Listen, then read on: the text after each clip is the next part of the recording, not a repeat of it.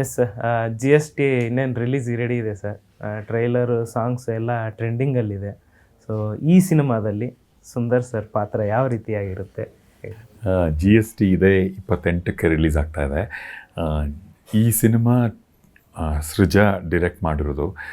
So comedy ಅನ್ನೋದು ಒಂಥರ ಇಂಬೆಡೆಡ್ ಆಗೇ ಇರುತ್ತೆ. ಅದು ಬಹಳ ಹಾಸುಹೊಕ್ಕಾದ ಕಥೆಯಲ್ಲಿಯೇ, ಘಟನೆಯಲ್ಲಿಯೇ, ಪಾತ್ರಗಳಲ್ಲಿಯೇ ಹಾಸ್ಯ ಅನ್ನೋದು ಎಲ್ಲ ಕಡೆ ಇರುವಂಥದ್ದು. ಸಿನಿಮಾ ಉದ್ದಕ್ಕೂ you can expect comedy, laughter, ಈ ಥರದನ್ನು. ಆ್ಯಂಡ್ ಎಲ್ಲೂ ಬೋರ್ ಆಗೋಲ್ಲ. ಅಂದರೆ ಸಾಮಾನ್ಯವಾಗಿ ಏನಾಗುತ್ತೆ, ಕಾಮಿಡಿ ಕಥೆ ಮಾಡುವಾಗ ದೊಡ್ಡ ಚಾಲೆಂಜ್ ಅಂದರೆ ಕತೆಗೆ ಒತ್ತು ಕೊಡೋದು, ಪಾತ್ರಗಳಿಗೆ ಒತ್ತು ಕೊಡೋದು, ಘಟನೆಗಳಿಗೆ ಒತ್ತು ಕೊಡೋದು, ಅಥವಾ ಆ್ಯಕ್ಟರ್ಸ್ಗೆ ಒತ್ತು ಕೊಡೋದು, ಈ ಥರದ್ದೆಲ್ಲ ಭಾಳ ಅದೆಲ್ಲವೂ ಒಂದು ಹದವಾಗಿ ಬೆರೆಸೋದೇ ಒಂದು ದೊಡ್ಡ ಚಾಲೆಂಜ್ ಆಗಿರುತ್ತೆ ಒಬ್ಬ ರೈಟರ್ಗೆ, ಆ್ಯಕ್ಟರ್ಗೆ ಎಲ್ಲ. ಫಾರ್ಚುನೇಟ್ಲಿ ಇಲ್ಲೇನಾಗಿದೆ, ದೊಡ್ಡ ಸಮೂಹ ಇದೆ ಆ್ಯಕ್ಟರ್ಸ್ದು. ನೀವು ನೋಡ್ಬೋದು, ನೀವು ಎಲ್ಲ you name the artist in the industry, ಒಳ್ಳೆ ನಟರು ಅಂತ ಅಂದವರು ಎಲ್ಲರೂ ಇಲ್ಲಿದ್ದಾರೆ.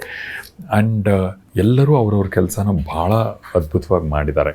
ಬಿಕಾಸ್ ಕತೆ ಆಗಿತ್ತು, ಪಾತ್ರ ಆಗಿತ್ತು, ಪ್ರತಿಯೊಂದು ಪಾತ್ರನೂ ರೌಂಡ್ ಆಫ್ ಆಗಿದೆ. ನಾನು ಈ ಸಿನಿಮಾದಲ್ಲಿ ಮುಖ್ಯ ಪಾತ್ರದಲ್ಲಿಲ್ಲ, ಇಲ್ಲವೇ ಇಲ್ಲ.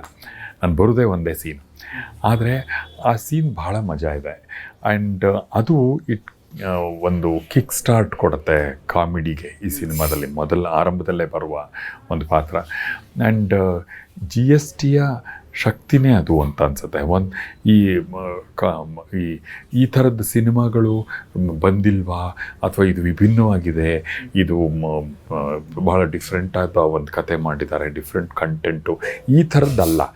ಇದೆಲ್ಲವೂ ಒಂದು ಹೊಸ ಥರದ ಘಟನೆಗಳನ್ನು, ಹಳೆಯ ಘಟನೆಗಳನ್ನು, ಹೊಸ ಕಥೆಯನ್ನು, ಹಳೆಯ ಕಥೆಯನ್ನು ಎಲ್ಲವನ್ನು ಸೇರಿಸಿ ಮಾಡಿರುವಂಥದ್ದು ಅಂತ ಹೇಳ್ಬೋದು. ನೀವು ಬಹುಶಃ ಇದು ನೋಡ್ತಾ ಇದ್ದರೆ ಇಂಥದ್ದು ಇನ್ನು ಆ ಭಾಷೆಯಲ್ಲೂ ಬಂದಿದೆ, ಇಂಥದ್ದು ಈ ಭಾಷೆಲಿ ಕಂಪ್ಯಾರಿಸನ್ಗೆ ಸಿಗುತ್ತೆ.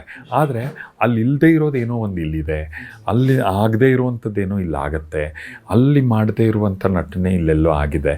ಈ ಥರದ ಒಂದು ವಿಶೇಷತೆ ಇದೆ ಅಂತ ಹೇಳ್ಬೋದು. ಆ್ಯಂಡ್ ಒಂದು ಕ್ಲೀನಾದ ಕಾಮಿಡಿ, ಯಾವುದೇ ಒಂದು, ಈಗಂತೂ ಕಾಮಿಡಿ ಅನ್ನೋದು ಎಸ್ಪೆಷಲಿ ನಮ್ಮ ಟೆಲಿವಿಷನ್ ಕೂಡ ಅದನ್ನು ಕಂಟ್ಯಾಮಿನೇಟ್ ಮಾಡಿಬಿಟ್ಟಿದೆ. ಕಾಮಿಡಿ ಅಂದರೆ below the belt, double meaning, vulgarity ಅಂತೆಲ್ಲ ಒಂಥರ ಸಮೀಕರಣ ಆಗೋಗಿದೆ. ಅದನ್ನು ಹೊರತಾಗಿ ಸುಮ್ಮನೆ ನಗುವಿಗಾಗಿ ನಗು, ಹಾಸ್ಯಕ್ಕಾಗಿ ಹಾಸ್ಯ ಅನ್ನೋದು, ಪರಿಶುದ್ಧವಾದ ಹಾಸ್ಯ ಅನ್ನೋದು ಇಲ್ಲವಾಗೋಗಿರೋ ಕಾಲದಲ್ಲಿ ಜಿ ಎಸ್ ಟಿ ಬರ್ತಾ ಇರೋದು is A very pleasant change. Yes sir. ನೀವು ನಿಮ್ಮ ಜೊತೆಗೆ ವೀಣಾ ಮೇಡಮ್ ಕೂಡ. ಹೌದು, ನಾವಿಬ್ಬರೂ ಇದ್ದೀವಿ, ಆದರೆ ಇಬ್ಬರೂ ಜೊತೆಗಿಲ್ಲ ಅಂತ ಭಾಳ ಖುಷಿ. ಅಂದರೆ ನಾವು ಇದರಲ್ಲಿ ಕಾಂಬಿನೇಷನ್ ಅಲ್ಲ, ಎದುರು ಬದ್ರು ಪಾರ್ಟಿಯವರು. ಸೊ ಅದು ಬಟ್ ಅಫ್ಕೋರ್ಸ್ ಅದರಲ್ಲೇ ಒಂದು ಸಣ್ಣ ಟ್ವಿಸ್ಟ್ ಇದೆ. ಆ್ಯಂಡ್ ನಾವು ಶೂಟಿಂಗ್ ಭಾಳ ಮಜವಾಗಿ ಮಾಡಿದ್ವಿ. ಕಾಮಿಡಿ ಸಿನಿಮಾಗಳು ಸಾಮಾನ್ಯ ಹಂಗೆ ಆಗಬೇಕು, ನಾವೇ ಎಂಜಾಯ್ ಮಾಡ್ತಿರ್ತೀವಿ, ಅಲ್ಲೇನೋ ಇಂಪ್ರೂವೈಸ್ ಆಗುತ್ತೆ, ಅವರೇನೋ ಒಂದು ಎದುರುಗಡೆ ಆರ್ಟಿಸ್ಟ್ ಅವ್ರು ಏನೋ ಒಂದು ಮಾಡ್ತಾರೆ, ಅದಕ್ಕೆ ಕೌಂಟ್ರಾಗಿ ನಾವು ಅಲ್ಲಿ ಶಾರ್ಟಲ್ಲಿ ಮಾಡ್ತೀವಿ ಅದನ್ನು. ಇದೆಲ್ಲವೂ ಎಲಿಮೆಂಟ್ಸ್ ಆಫ್ ಸರ್ಪ್ರೈಸಸ್, ಇಂಪ್ರೂವೈಸೇಷನ್ ಇದೆಲ್ಲ ಆಗುತ್ತಲ್ಲ, ಇವಾಲ್ವ್ ಆಗುತ್ತಲ್ಲ, ಅಲ್ಲಿ ಕಾಮಿಡಿ ಭಾಳ ಅದ್ಭುತವಾಗಿ ಹುಟ್ಟುತ್ತೆ. ನಾವು ಎಂಜಾಯ್ ಮಾಡಿದ್ವಿ ಅಂದಮೇಲೆ ಡೆಫಿನೆಟ್ಲಿ ಆಡಿಯನ್ಸ್ ಎಂಜಾಯ್ ಮಾಡ್ತಾರೆ. ಸೊ ನಾವು ಅದನ್ನು ಅಕ್ಷರಶಃ ಶೂಟಿಂಗ್ನಲ್ಲಿ ಎಂಜಾಯ್ ಮಾಡಿದ್ದೀವಿ, ಒಬ್ಬೊಬ್ಬರು ಉರುಳಾಡಿದ್ದೀವಿ. ಎಷ್ಟೋ ಸರ್ತಿ ಒಂದೊಂದು ಶಾರ್ಟ್ ನಗು ನಮ್ಗಳಿಗೆ, ಆರ್ಟಿಸ್ಟ್ಗಳಿಗೆ ತಡೆಯಲಾಗದೆ ಕಟ್ ಮಾಡಿ ಮತ್ತೊಮ್ಮೆ ಮಾಡಿದ್ದೀವಿ. ಸೊ ಈ ಥರದ್ದೆಲ್ಲ ನಾವು ವಿ ಹ್ಯಾವ್ ಎಂಜಾಯ್ಡ್. ಅಂದರೆ ಡೆಫಿನೆಟ್ಲಿ ಅದನ್ನು ನಿಮ್ಮ ತನಕ, ಅಂದರೆ ಪ್ರೇಕ್ಷಕರ ತನಕ ತಲುಪಿಸ್ತೀವಿ. Yes sir. ಸೃಜನ್ ಅವರು ಕಲಾವಿದರ ಕುಟುಂಬದಿಂದ ಬಂದಂಥ ಕುಡಿ, ಅವರ ಒಂದು ನಿರ್ದೇಶನ. ಸೊ ಮೊದಲು ಅವರ ನಿರ್ದೇಶನ ಅಂದಾಗ ನಿಮಗೆಲ್ಲ ಹೆಂಗೆ, ಏನು ಅನ್ನಿಸ್ತು, ಯಾವ ಥರ? ನಮಗೇನು ಸರ್ಪ್ರೈಸ್ ಆಗಲಿಲ್ಲ, because he is been doing. ನನಗೆ ಸೃಜನ್ ಒಂದು 25 ವರ್ಷದ ಫ್ರೆಂಡು. ಸೊ ಅವನು ಇಷ್ಟರಲ್ಲಿ ಅವನ ಯೋಚನೆಗಳು, ಅವನ ಮಾತು, ಅವನ ವಿಚಾರಗಳು, ಅವನು ನೋಡೋ ದೃಷ್ಟಿ, ಇದೆಲ್ಲ ಅರ್ಥ ಮಾಡ್ಕೊಂಡ್ಮೇಲೆ ಅವ್ನು ಡಿರೆಕ್ಷನ್ ಮಾಡಿದ್ದಾನೆ ಅನ್ನೋದು ನನಗೆ ಸರ್ಪ್ರೈಸ್ ಅಂತಲೇ ಅನಿಸ್ಲಿಲ್ಲ. It was very natural and ಅವನಿಗೂ ಈಸ್ ವೆರಿ ಟ್ಯಾಲೆಂಟೆಡ್ ಆ್ಯಂಡ್ ಅದು ಭಾಳ ಸಹಜವಾಗೇ ಬಂತು ಅವನಿಗೆ. ಸೊ ಇಟ್ ಈಸ್ ನಮಗೇನು ಸರ್ಪ್ರೈಸ್ ಅನಿಸ್ಲಿಲ್ಲ, ನಿರ್ದೇಶಕರ ಸ್ಥಾನದಲ್ಲಿ ಏನೋ ಇದನ್ನೆಲ್ಲ ಸೃಜಾ ವಿಚಿತ್ರವಾಗಿದೆಯಲ್ಲ ಆ ಥರದ್ದು ಏನೂ ಅನಿಸ್ಲಿಲ್ಲ ನಮಗೆ. ಬಿಕಾಸ್ ಅವನ ಕೆಪಾಸಿಟಿ ಇದೆ ಅನ್ನೋದು ನಮ್ಗೆ ಗೊತ್ತಿತ್ತು. ನಾವು ಯಾವಾಗಲೂ ಆರ್ಟಿಸ್ಟ್ ಆಗಿ we have to surrender to the director. ನಾವು ಡಿರೆಕ್ಟರ್ಸ್ನ ನಂಬಬೇಕು, ಅವ್ರು ಹೇಳಿದ್ದನ್ನು ನಾವು ಮಾಡಿ, ಅಂದರೆ ಅವ್ರ ಬಗ್ಗೆ ನಂಬಿಕೆ ಇದ್ದಾಗ ಅಷ್ಟೇ ನಾವು ಅದನ್ನು ಮಾಡೋಕ್ಕೆ ಸಾಧ್ಯ ಆಗುತ್ತೆ. ಆ ಥರದ ಪೂರ್ಣ ನಂಬಿಕೆ ಸೃಜನ್ ಬಗ್ಗೆ ಇದ್ದೇ ಇತ್ತು. Yes sir. ಇಷ್ಟೊಂದು ಜನರ ಆರ್ಟಿಸ್ಟ್ಗಳು ಕಲಾವಿದರ ದಂಡೆ ಅಲ್ಲಿತ್ತು. ಅವ್ರನ್ನೆಲ್ಲರನ್ನೂ ಜೊತೆಗೂಡ್ಸ್ಕೊಂಡು ಹೋಗೋದ್ರ ಜೊತೆಗೆ ಆ್ಯಕ್ಟ್ ಮಾಡಬೇಕಾಗಿತ್ತು, ನಿರ್ದೇಶನ ಮಾಡಬೇಕಾಗಿತ್ತು. That is a big challenge for Srujan. ಯಾಕೆಂದರೆ ನಿರ್ದೇಶಕರೇ ನಟನೆಯಲ್ಲೂ ಅದರಲ್ಲೂ ಇಂಥ ಪ್ರಮುಖವಾದ ಪಾತ್ರ ಮತ್ತು ಇಷ್ಟೊಂದು ಡಿಮಾಂಡಿಂಗ್ ಆದ ಪಾತ್ರ. ಯಾಕಂದರೆ ನಿಮ್ಗೆ ಗೊತ್ತಿರುತ್ತೆ ಕತೆ ಹೆಂಗಾಗಿದೆ ಅಂತಂದರೆ ಅವನ ಸುತ್ತ ಕತೆ ನಡೆಯುತ್ತೆ. ಆ್ಯಂಡ್ ಎಲ್ಲರೂ ಸುಮಾರಷ್ಟು ಜನ, ದೊಡ್ಡ ದಂಡೆ ಇದೆ ಅಂತ ಹೇಳಿದ್ನಲ್ಲ. ಸೊ ಇದ್ರ ಮಧ್ಯೆ ಅವನು ಆ್ಯಕ್ಟ್ ಮಾಡೋದು ಇಸ್ ಅ ಬಿಗ್ ಚಾಲೆಂಜ್. ಒಂಥರ ಸಿಕ್ಕಾಪಟ್ಟೆ ಟೈರಿಂಗ್ ಆಗಿರುತ್ತೆ ಅವನಿಗೆ, ಅಫ್ಕೋರ್ಸ್ ಟ್ಯಾಕ್ಸಿಂಗ್ ಆಗಿರುತ್ತೆ. ಬಟ್ ಅವನ ಎನರ್ಜಿಗೆ I think he would have handled it very easily. Sir, first cinema ನಾನು ಡೈರೆಕ್ಷನ್ ಮಾಡ್ಕೋತೀನಿ ಅಂದರೆ ಅವ್ರಿಗೆ ಬೇಕಾದ ಥರನೇ ಅದನ್ನು ಒಂದು ಸ್ಕ್ರಿಪ್ಟ್ ಬರ್ಕೊಂಡು ಅವರೇ ಹೀರೋಯಿಸಮ್ ಆಗಿ ಅವರೇ ಒಂದು ಬಿಲ್ಡಪ್ಗಳು ತೊಗೊಂಡು ಬಿಲ್ಡಪ್ ಇಟ್ಕೊಂಡು ಆ ಥರದ್ದು ಮಾಡೋಂಥ ಒಂದು ಕಂಟೆಂಟ್ನ ಮಾಡ್ಕೋಬೋದಿತ್ತು. ಇಷ್ಟೆಲ್ಲ ಜನರನ್ನ ಅವರು ನಮ್ಮ ಜೊತೆಗೆ ಟ್ರಾವೆಲ್ ಮಾಡಲಿ, ಅವ್ರಿಗೂ ಈ ಥರ ಒಂದು ಸ್ಪೇಸ್ ಕೊಡೋಣ ಅನ್ನೋ ಒಂದು ಕಾನ್ಸೆಪ್ಟ್.